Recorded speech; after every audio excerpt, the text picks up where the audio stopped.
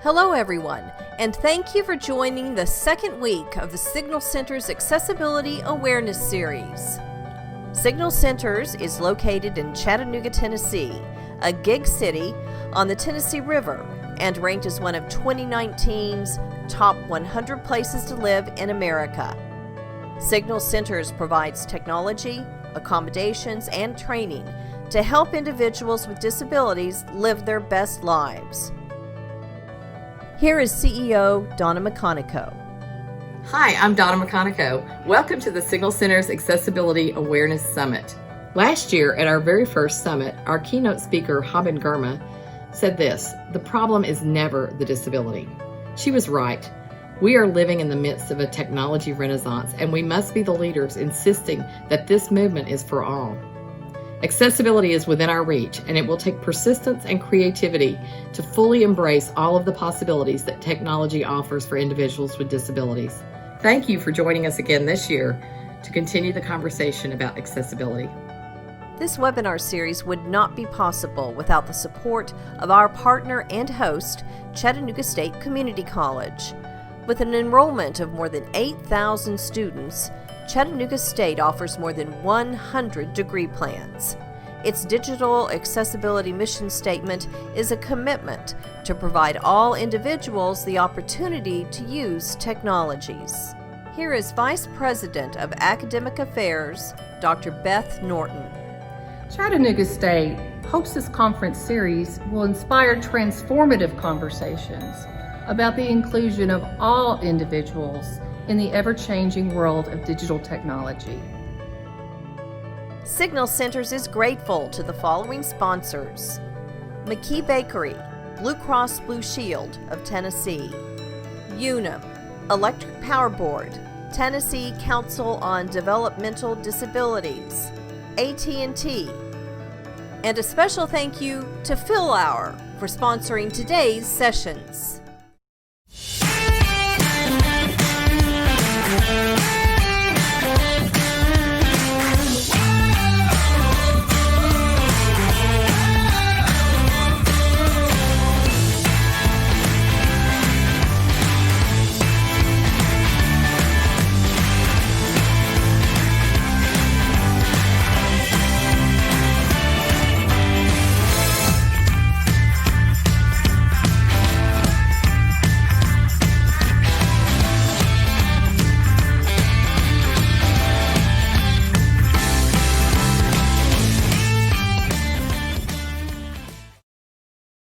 And now, in recognition of Global Accessibility Awareness Day, Technology in the Workplace, with Liz Prasad, a nationally recognized keynote and advocate, and Program and Outreach Manager for Tools for Life, Georgia's Assistive Technology Act program, at the Center for Inclusive Design and Innovation within the College of Design at Georgia Tech. I am incredibly excited to spend this afternoon, this little bit of time with all of you. And in just a second, I'll be able to share my presentation and talk to y'all a little bit about technology in the workplace. Okay, I think we're set. All right. Well, thank you, everyone. I'm so excited to hear that we've got 120 people on for this session today. Thank you so much for taking time out of your busy schedule to be on with me today. As I said, as the video showed, my name is Liz Prasad, and I'm the Program and Outreach Manager for Tools for Life, which is the assistive technology program in the state of Georgia. And we are part of the Georgia Institute of Technology, Georgia Tech, if you will, in Atlanta. I'm thrilled to be here with you all today to talk a little bit about technology in the workplace and what does that really mean. It means a lot. I'm going to take a couple of different dives in today's session with you. I'm going to talk about assistive technology, what that means, but also obviously technology in the workplace. But as a professional who is also somebody who is open about living with a disability, I am excited and thrilled to talk to you today about some of the technology that I use in the workplace, things that have helped me to be independent at my office. Now that we are all living in these uncertain times together globally, technology has definitely transformed the way that we all work. collectively. And so I'm really excited to talk to you all about how technology has provided those opportunities for me, not in the workplace, but what that really crosses over to mean in socialization, health management, and so much more in just my aspect of daily living, if you will. So excited to share some of these technological strategies and solutions that have really helped me throughout my life. So I just wanted to share a little bit about the program where I work at Georgia Tech.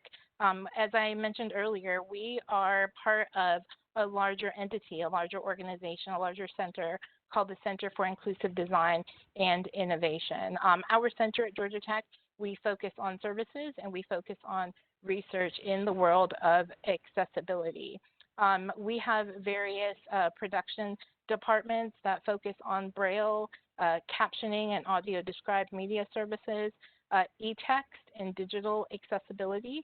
E-text is actually taking paper materials and turning that into electronic format. Those are all things that I've utilized throughout my life, especially in high school, especially in college, as I was, reading upwards of, 10 books a day and trying to manage the physical aspect of holding those books.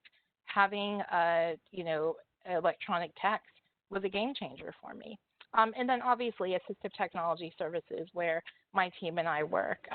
So over on the right-hand side, we've got a screenshot of the Tools for Life website. As I mentioned, Tools for Life is Georgia's Assistive Technology Act program. And basically what we do is increase access to and acquisition of assistive technology devices and services. And our ultimate goal is that everyone, Georgians, but everyone can live, learn, work, and play independently in the communities of their choice. And that is the biggest thing, is your own choice and independent living. So when it comes to assistive technology, those of you out there may be familiar what that term is, but basically assistive technology is any type of technology that can help somebody with a disability be more independent. Some of the common things that we're all used to seeing or observing in our daily life are things like wheelchairs, whether they're manual or power wheelchairs, canes, crutches, walkers. But assistive technology encompasses so much more than that. It can be your smartphone. It can be your tablet. I'm excited to talk to you in just a little bit about smart home technology using things like Amazon Echo, Alexa, and Google Home, and how that has really transformed assistive technology and technology in everyday living, but especially in the workplace.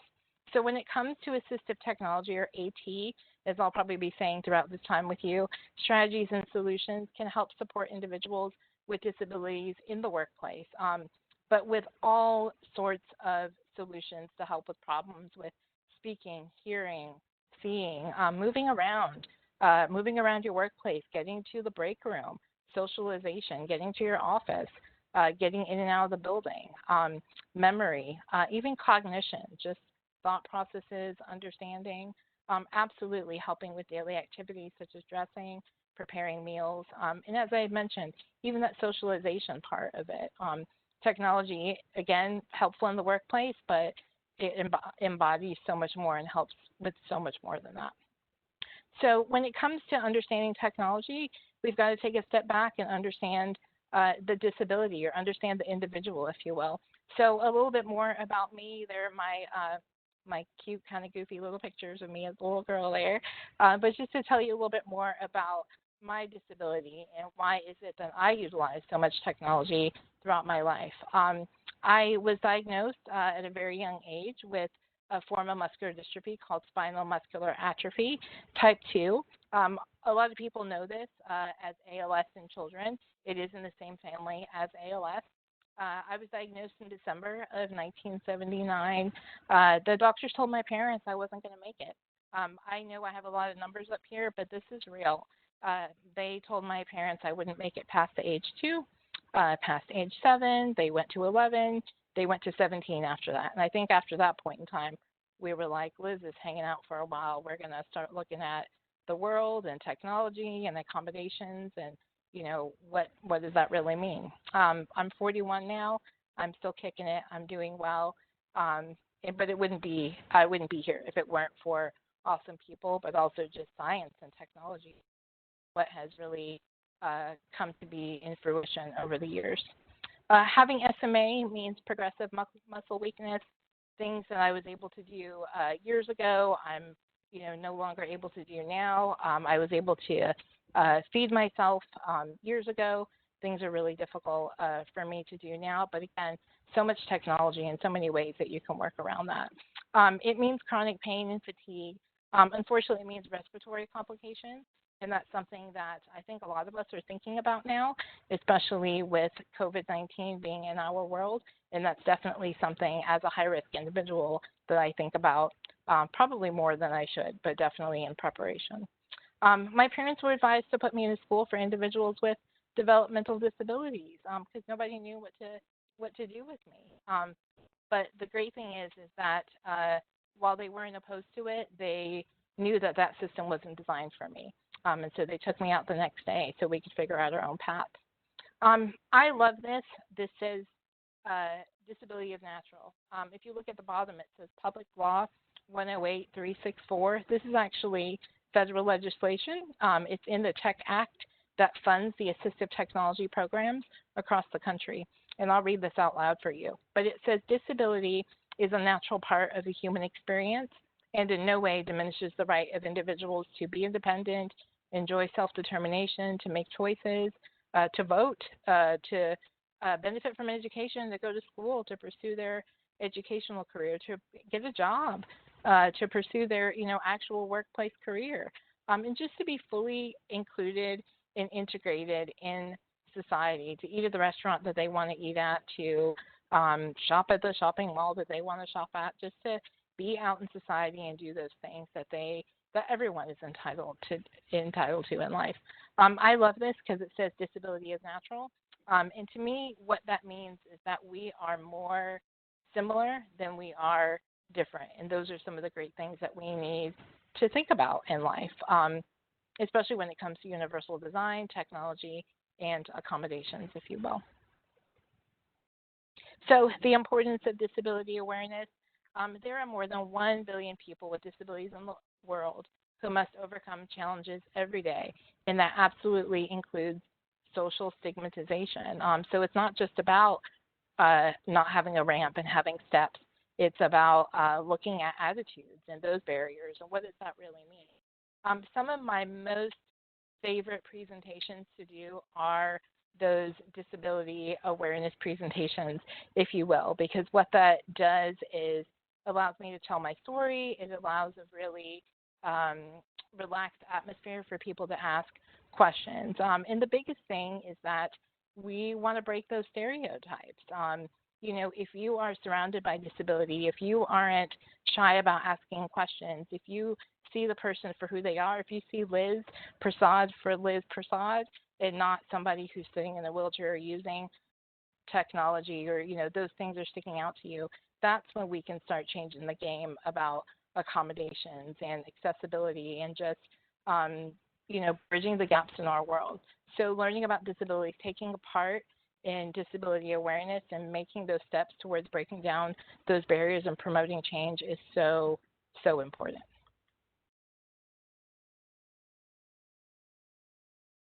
So I love this. I often say start at the beginning, but this slide says disability is often a consequence of the environment, which is so true. If I go to a restaurant that has steps, all of a sudden that becomes about my disability. It isn't Liz hanging out with her husband and her friends wanting to go get some good tacos on Tuesday night. It's about the disability, right? It's about the barrier there. So really thinking about our environment and making that inclusive, focusing on technology, accessibility, and accommodations is what's going to make the difference. But I think it is important for us to really be thinking about our environment, not just the built environment, just the environment around us, our attitudinal aspects as well too, and really looking at that as the roadmap and starting at that first step, the beginning, if you will. So assistive technology has been instrumental for me in so many successes in my life. As technology continues to evolve, and that means that social and physical barriers are removed, my journeys are absolutely becoming endless. I'm always striving for that quest of being independent. The nature of my disability is progressive muscle weakness. So technically what that means is that I will continue to become weaker and weaker and more dependent over time. But as science and technology advances, my independence is growing because I am able to tap into these awesome creations that are available out there. I am able to talk about it. I am able to bring these things to the table and have real conversations about it.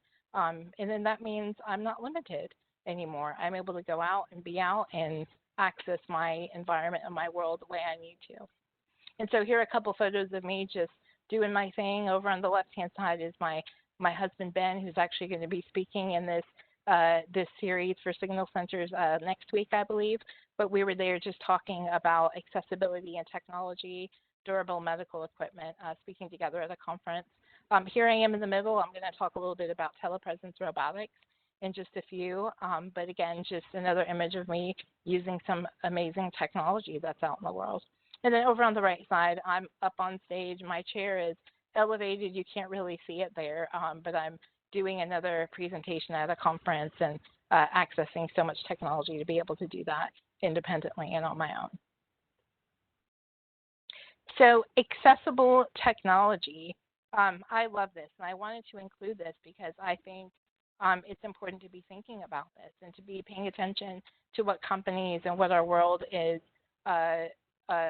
promoting and supporting and changing, if you will, transitioning into. Accessible technology includes any mainstream technology that has been designed with the needs of various users in mind and generally incorporates assistive technology solutions. So if we pay attention to our tech companies like Apple, Microsoft, and Google, they are really at the forefront of recognizing design, built-in solutions, customization. It's always important to be thinking about that in the beginning. We often say that we want to bake it in. We don't want to layer it on top, if you will. And so it's important to be looking at that from the beginning and not thinking about that as an afterthought.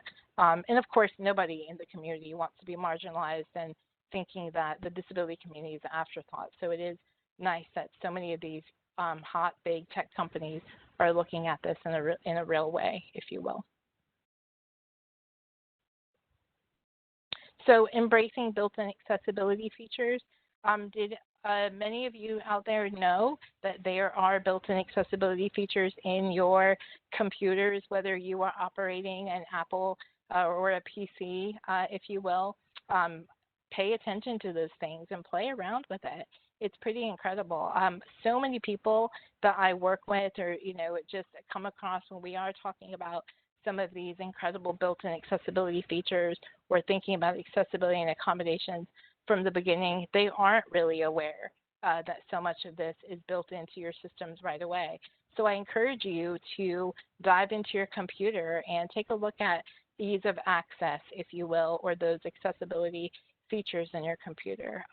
There are things like VoiceOver that can actually read out loud some of the terms and describe the images on your computer if you need. So that could be very beneficial for somebody who has limited vision, who is blind. Display accommodation, speech recognition. I use my voice for everything. Controlling my lights, opening blinds, to dictating emails and text messages. All of that is already built in. You've got automatic subtitles that can pop up on PowerPoint presentations, screen magnification, using your on-screen keyboard. All of that is all built in. And so again, it's amazing to me and incredible to me that these large tech companies are looking at that, building it in, and that no longer is a second thought, if you will. I wanted to touch a little bit on flexible work practices and what is that. I think now, well, I know now we are all working from home. The world is slowly opening back up, but for so many companies, the time to stay home is still going on. They're not looking at opening up anytime soon. The nature of my work, I work in the field of assistive technology, and my team and I coordinate trainings. We host conferences. every year. And so some of the conversations that we're having now is, what does that look like in a virtual setting? This is one prime example of doing it right. The Accessibility Awareness Series here at Signal Centers, I was just talking about this practice and how this committee has taken this event and turned it virtual, and it's incredibly accessible, and it's a great way to access information. So I was just sharing that this morning with some of my team and really looking at what does that look like for so many people working from home. And it's important to know that technology is the fuel that enables these trends to grow. If it weren't for just the basics of technology, we wouldn't be able to do all of these things. Mobile devices, the cloud, collaborative software, getting on Zoom, getting on WebEx, getting on Teams, just looking at all of these technologies, different ways that we're able to connect, ways that we are all interdependent on each other. But again, being able to have and benefit from these flexible work practices are so important, but it wouldn't be possible if it wasn't for technology being able to allow us to grow and be comfortable in that space. Just taking a second to talk a little bit about efficiency through automation. Again, I think because we are all working from home, so many of us are getting used to some of these operational processes to make our day-to-day tasks easier. So a great example is signing up for a lot of these virtual sessions, a lot of these conferences, if you will. Some members on my team were talking about the fact that we are so busy, and we love that once you register for an event, some of these out there, it automatically pops up on your calendar. That's one less thing that you've got to rely on. That's one less thing that you've got to do. So having all of these processes together, helping you with automation, is really making it possible for a lot of us to work from home and to use those practices, if you will. Even smart home technology, that's all automation. I'll talk a little bit about how I'm using some of those things to ease my day. But every morning when I wake up and I'm laying in bed, as my caregivers are coming in to help me get out of bed to start my work day, whether I'm driving into work, fighting that Atlanta traffic to get downtown, or I'm staying at home and working from this corner, talking to my team and doing my everyday projects and activities. Every morning I lay in bed, my caregivers come in, and I say, good morning, Alexa. And she, that's my Amazon Echo, and she tells me the weather, she gives me the time, she talks to me about my day, calendar, lets me know what's coming up. So it's just a good way to kind of have that automated process, give me time to just kind of think, close my eyes, think about my day, and just really get in that flow, if you will. So I'm loving automation. It's making my life so much easier.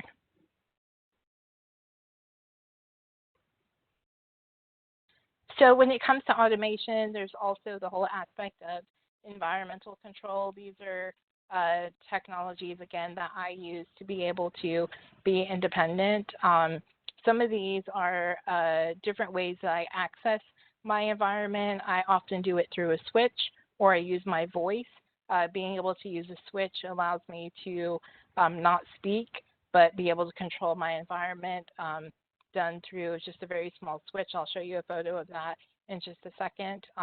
Sometimes using switches can be helpful for me if I feel winded, or maybe I've been talking for a while. I know after this session I'll take a little vocal break, if you will, and probably use my switches to continue my work day. But, you know, being able to give my voice a rest. But when I do have energy, I use my voice. And I am a talker, don't get me wrong, but being able to say, turn on the bedroom light, or unlock the door, or set the lights to 50, or sometimes I just want to set the lights to my favorite color, purple, and just relax and, you know, just hang out and just try to take it easy. Again, all different ways to save your energy, access your environment. But it's important to look at different ways for accessing your environment. That way you are able to reduce fatigue, save energy, and just be able to have more options available. The more options, the more independence can be gained. So I'm going to the next few slides are going to jump right into how I utilize my technology and some of the assistive technology that I use just to make it possible for me in the workplace. And these are switches, honestly, that can be used not only by someone using a wheelchair, but maybe somebody who needs to do some scanning on their tablet or on their computer, or maybe instead of using their voice, they want to use a light switch to control lights. That's just another way to use it. So this is called an ultralight switch. Over on the right-hand side, you can actually see my screen and my joystick. So there's my little tray that my hand rests on. You can see my screen there. It shows my multi-drives, the different functions on my wheelchair there. So I'm on drive 3. That's top speed, lightning whiz, if you will. But there's a little switch there at the bottom. And so my finger is able to press that, and that changes my chair from driving mode to other functions, being able to recline, to tilt, to lift my feet up, just be able to move my chair in different ways.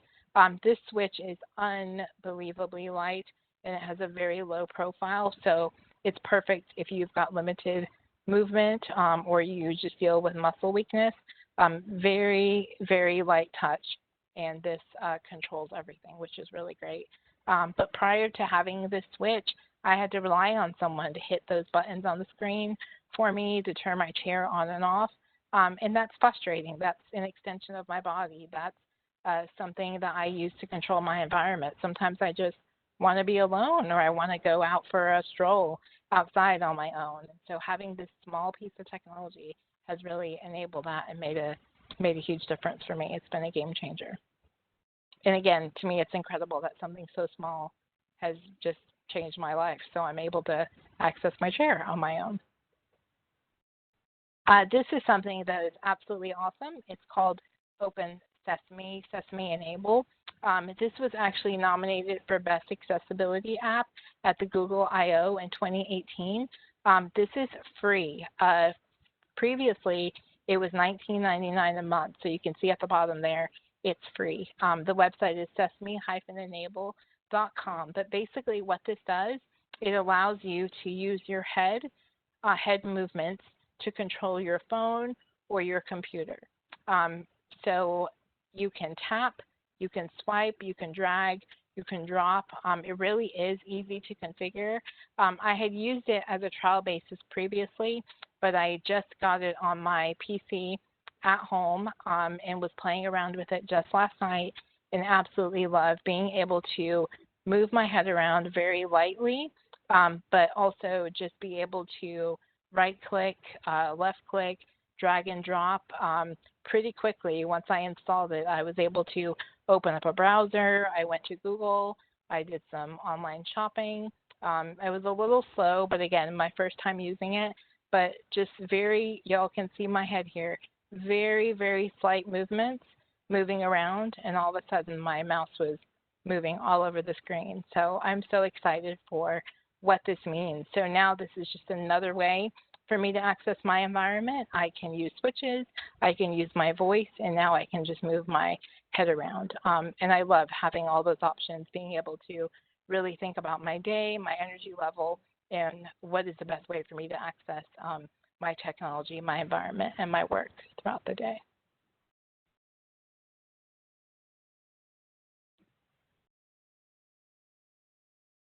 Dragon Naturally Speaking is probably one that y'all have heard of. This one has been around for ages.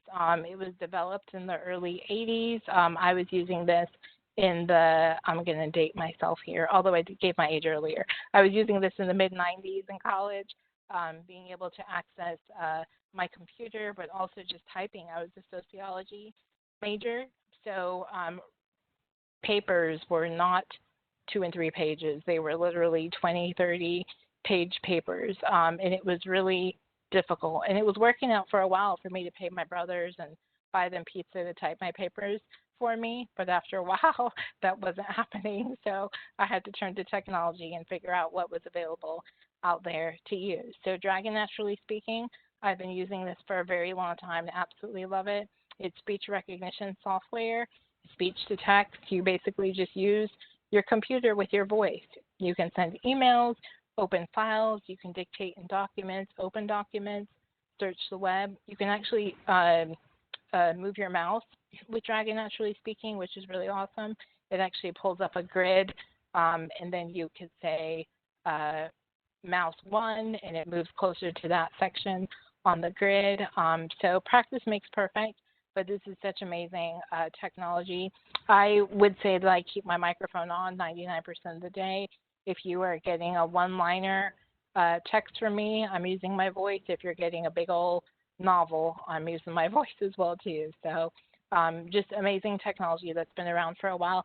The training for Dragon Naturally Speaking back early when I was using it was upwards of 4 hours. Now training is probably anywhere between 20 and 30 minutes. So the technology has really advanced, and I've seen commercials for this. I've seen it on Groupon. I was talking to my doctor, and he was like, oh, I use the medical version. So so many people are using it, disability or not, but it's a great way just to kind of advance your work and to move along pretty quickly. Word prediction is another great piece of technology that I use throughout the day, and this is something that anyone can use. You all are probably using it on your smartphones already, whether you have an iPhone, a Google phone, or an Android. It pops up the next word that you're going to be typing, if you will. So word prediction is basically intelligent, quote unquote, word processing feature that can alleviate writing breakdowns by simply reducing the number of keystrokes necessary for typing words. So over on the right-hand side there, I have just a very brief example showing what word prediction is. So this person is typing my favorite, and you can see that it's a little blurry, but you can see the next word is favorite. So basically, this software is learning your method, the way that you type, and getting used to you. And so next thing you know, you are barely typing. You're just hitting various keys to complete your sentence, and it's getting used to you.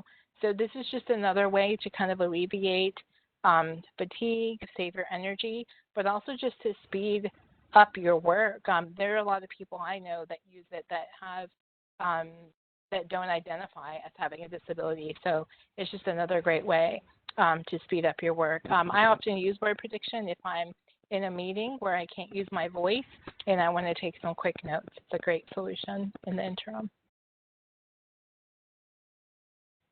Telepresence robots. This is the photo that I showed earlier, and this is a screenshot of an article from this particular company. The robot that I was using a lot is called a Vigo, but there are so many different telepresence robots that are out on the market now.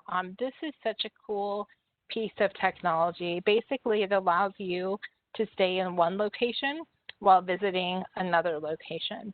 It gives you the freedom to move around as if you were actually there. Obviously, it helps with reducing travel expenses.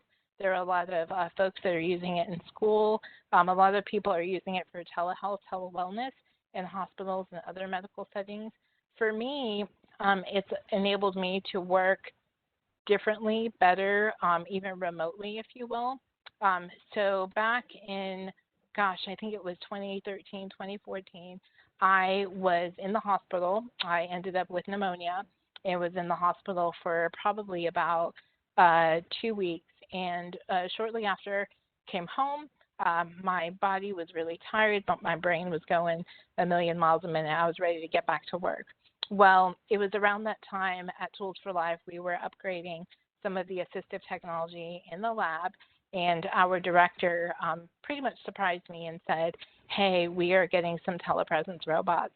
Now, I knew what this was right away because I've always paid attention to technology throughout my life and just what that means, what's coming down the pipeline, what's mainstream, what's not so mainstream, to really help me be independent. And I remember just from my public speaking throughout my life, talking to people, saying, gosh, I cannot wait, knowing especially what my disability is and what that meant for the future. But I remember telling people, being on stage, being everywhere, saying I cannot wait until there is some piece of technology that would allow me to chill out at home, maybe sit in bed, but be able just to explore the world, to drive around and be independent. So here we are. Telepresence robots are on the market. They're popular. A lot of people had their first experience with one watching Sheldon on The Big Bang Theory because he didn't want to leave his room. So he dressed up a little robot and moved it around the apartment and was interacting with people that way. Basically the same idea.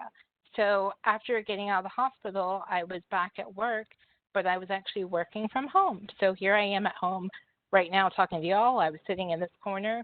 Everybody was at the office, and I signed into the telepresence robot, and I rolled that thing around the office like no one's business. I was actually hanging out with everybody for 6 hours that day. In my first day on it, I was actually supposed to be doing a presentation for our staff, and so I did a 3-hour presentation for our staff, co-presented with some other team members. And it was really incredible using this technology because I was able to control it. Granted, I think I had an advantage because I am a power wheelchair user, but I was able to use that technology. I was, again, at home, but the Vigo telepresence robot was in the office, and I was turning left and turning right, looking at my coworkers, looking at my co-presenter, giving them the social cues that you would just in person to say, hey, it's your turn, or, I've got the next, little bit of, our talk, what have you. So, so much of a game changer out there for so many people. I read a story about a little one out, I think, on the West Coast that had a double lung transplant and was able to use this telepresence robot to be at school and interact. I think he was the one that actually put a wig and a Halloween costume on his telepresence robot, moving up and down the hallways. But again, just incredible how this technology has really advanced and been such a game changer for so many people, including myself.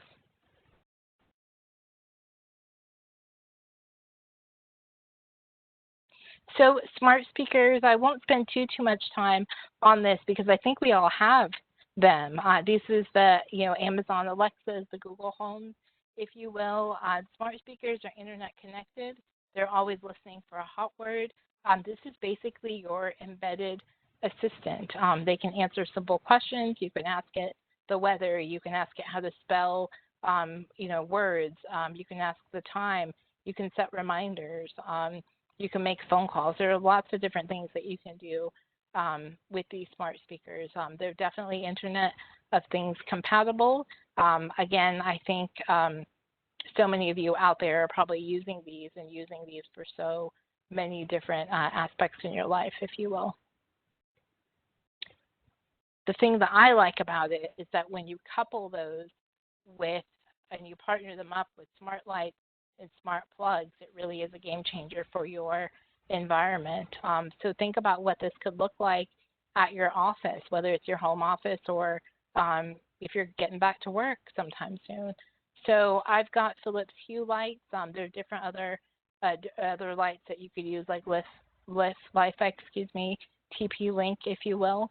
But basically, you plug in your smart light, you connect it to your smart home speaker, and you're pretty much good to go. So again, you can say turn on the office light, turn on the desk light. You can get very specific. You can do automation where you can say, set my afternoon routine. So maybe you're in your office and you want the lights to be a little bit dimmer in the afternoon. You want to set a certain mood for doing research or just maybe reading at your computer. You can absolutely do that. Of course, there are smart plugs. You can make your dumb devices smart, if you will. You can plug in your space heater, your coffee pot, your crock pot. My favorite is my electric blanket.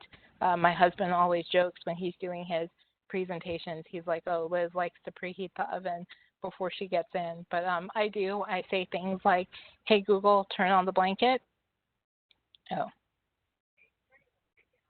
She just turned the blanket on. Hey, Google, turn off the blanket. Okay, she just turned off the blanket.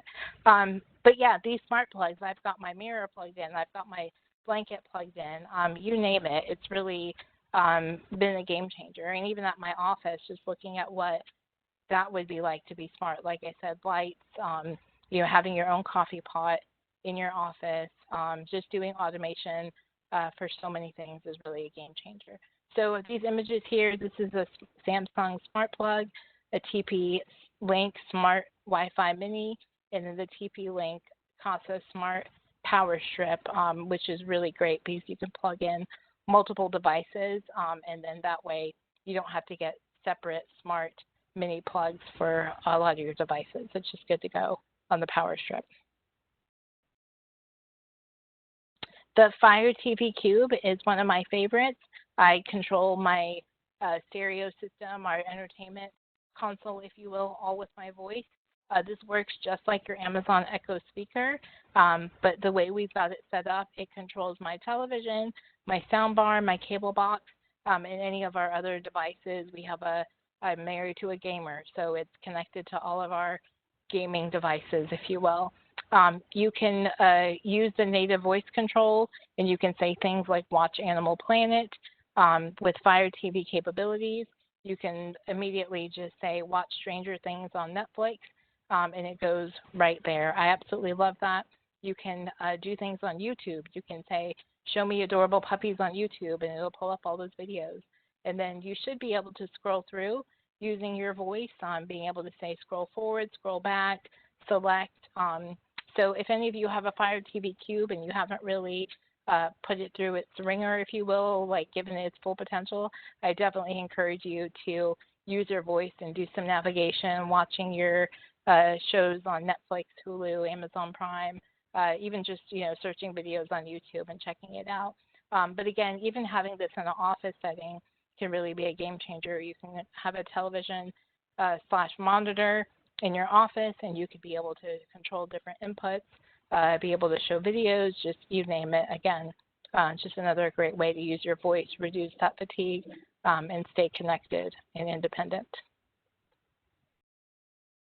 One other thing I wanted to talk about a little bit is building access, because I think oftentimes we think about our environment, and we are thinking just around us, like our body, if you will. We're thinking about our workstation. We're thinking about the lights. We're thinking about our coffee pots, just kind of things like around us in our office setting, if you will. But it is important to think about your true environment, your surroundings, and that means building access, building an infrastructure. Access is so important.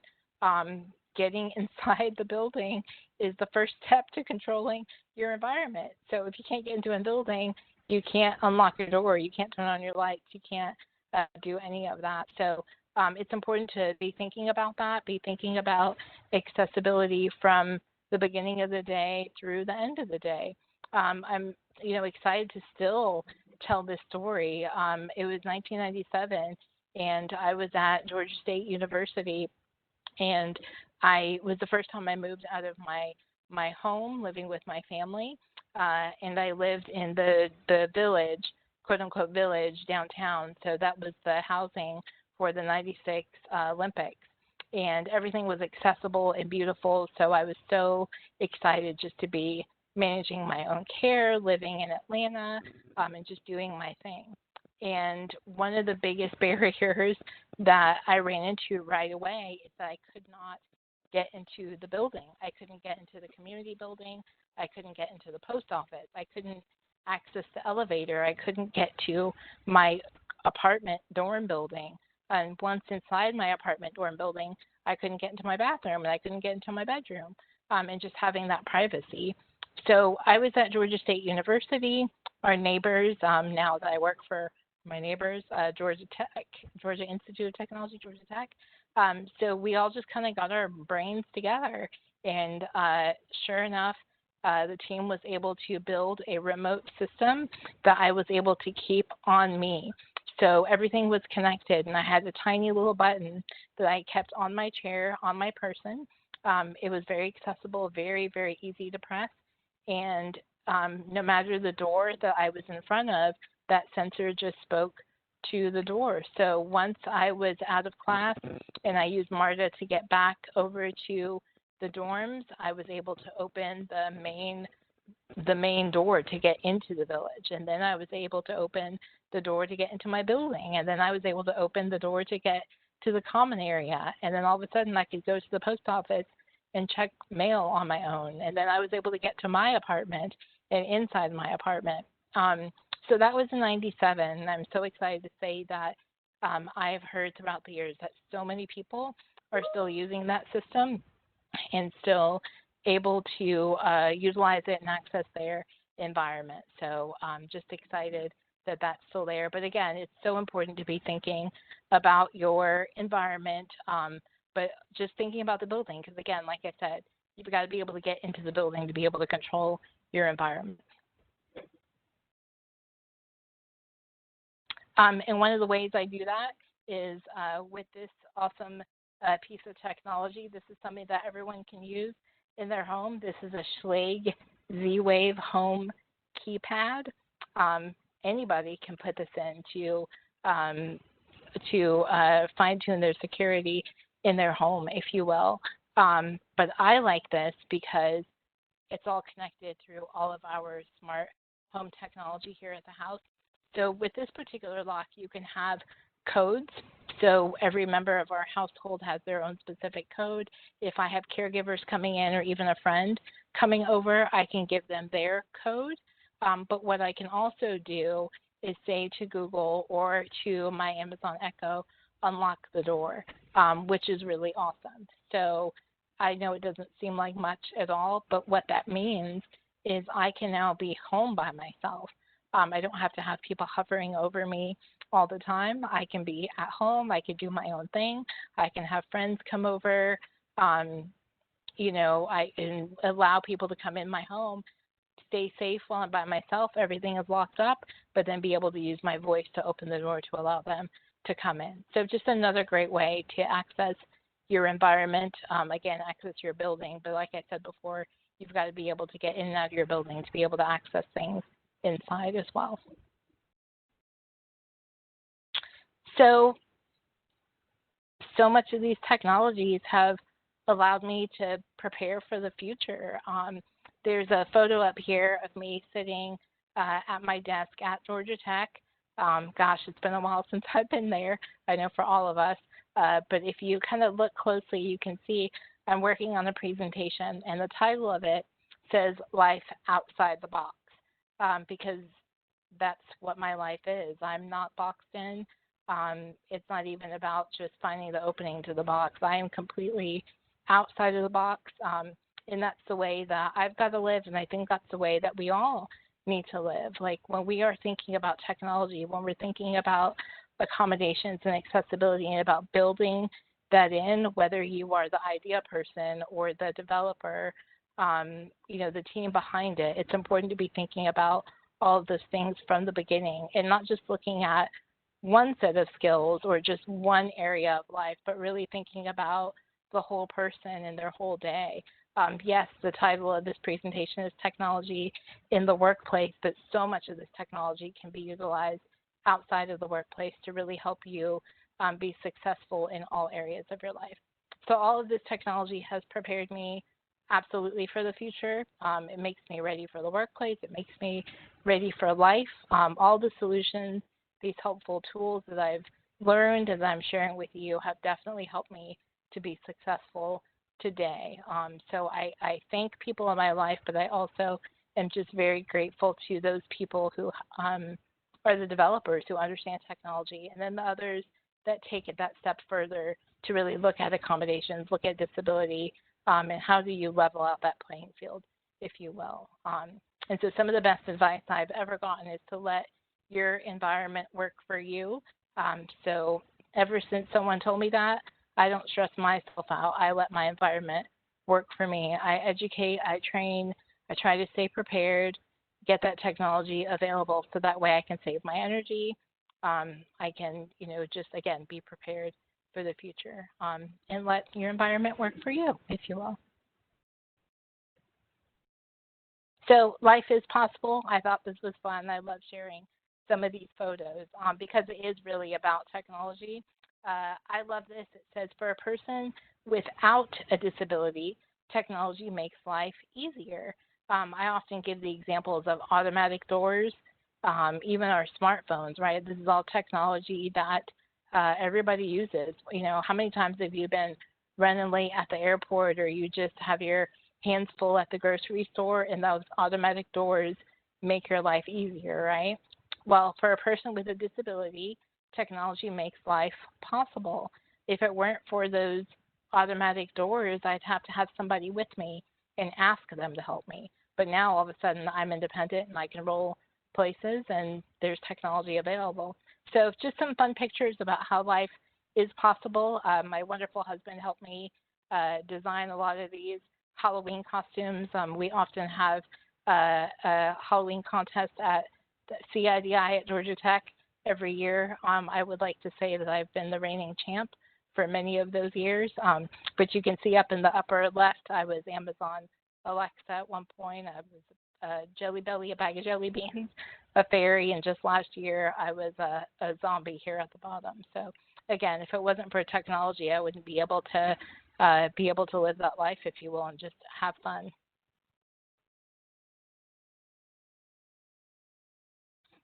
Liz, so sorry to cut you off. We might have to go ahead and just wrap it up, just so we have a little bit of time for Q&A. Yeah, let's do it. I'm at the end.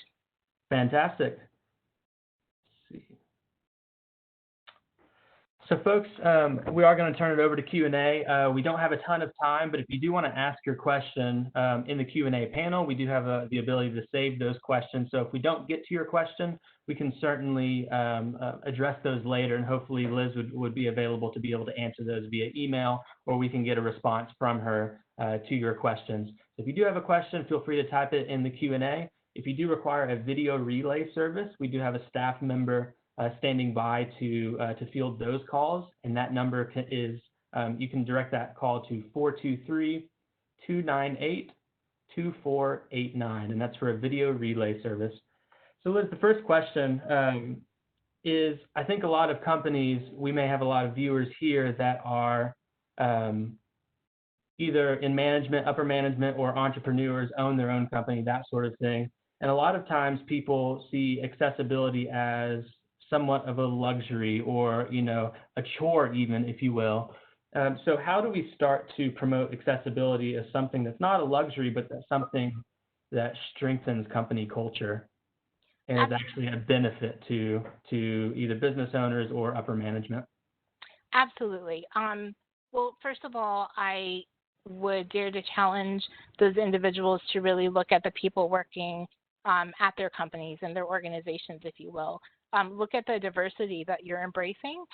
Is it representative of what the face of your organization is, of maybe the practices that you guys put out, the activities, the projects that you put out, the research that you put out, if you will. It's important to look at accessibility and technology from the beginning, as I said throughout my talk, but also it just levels out the playing field.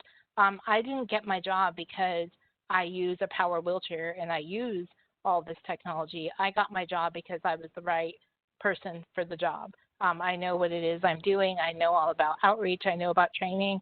I know about education. I'm a great speaker, and I'm a great communicator. It just so happens that technology exists, and all of a sudden I can do my job way faster, way better, and it levels out that playing field, if you will. So I think it's important to be looking at the people, looking at the energy and that time that you want to put in. But also, if you are making accommodations, if you are doing any kind of renovation to your office or your business, know that you can also get a tax break from that too. So there really is scenarios where it is a win-win-win for everyone involved. That's great. Thank you so much. The second question is, are there any best practices that you're aware of for technology procurement policies in government that include accessibility assessments? So for the government environment, being able to assess a government department's, I guess, accessibility. Okay, gotcha. Yes. Yes, there are actually a number of different tools, strategies, resources out there. I could probably do a whole other talk on that. I'm wondering if I could actually send out information to you, Alex, so we could push it out to participants. But absolutely, even on the federal level, national level, there are definitely organizations. There are assessments available. There are organizations that you can model after. There are guides that are available out there as well too. I often encourage people to even start with the Job Accommodation Network and just kind of look at what that looks like. Definitely up your knowledge on the ADA, the Americans with Disabilities Act, and things like that. But absolutely, there are definitely tools and resources available to assess environments. Fantastic. And folks, that brings us right to 2 o'clock. I'm sorry we weren't able to get to many questions, but there are so many good questions. And like Liz says, we're going to compile these questions too. And if there are resources that we can provide you all when we send out these recordings after the series, we will certainly do that. More information on where people can access and find out more about some of the technologies that Liz spoke on today. So Liz, thank you so much for your presentation today. Your life and the anecdotes of your life is an inspiration. So thank you for being here. Thank you, Alex. I appreciate the time. Thanks, everyone.